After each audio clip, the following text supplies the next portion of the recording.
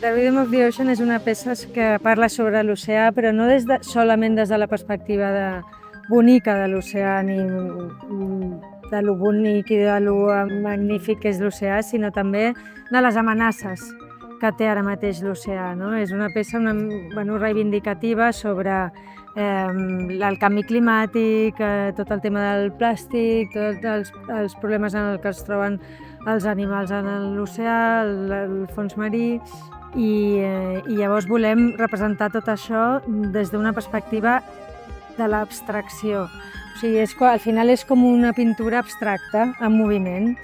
I també, òbviament, la música està feta per Susan Ciani, que ella és una de las mares de la electrónica. La obra es, en sí, sobre todo es como una sensación, es como no... Claro, es abstracto, pero estamos intentando comunicar esta sensación de belleza y la herida del mar, ¿no? I és una peça més meditativa. No? Sí. Aquest concert amb TMA ja és com la 5a vegada o així que el fem. Ja fa diversos anys que treballem junts, ens agrada molt la seva música. Jo diria que són com els moderat catalans, no? I llavors el que fem és projectem sobre la sitja i nosaltres fem els visuals en directe. Totes les imatges estan creades també a partir d'intel·ligència artificial, però ho modifiquem en directe i juguem en directe.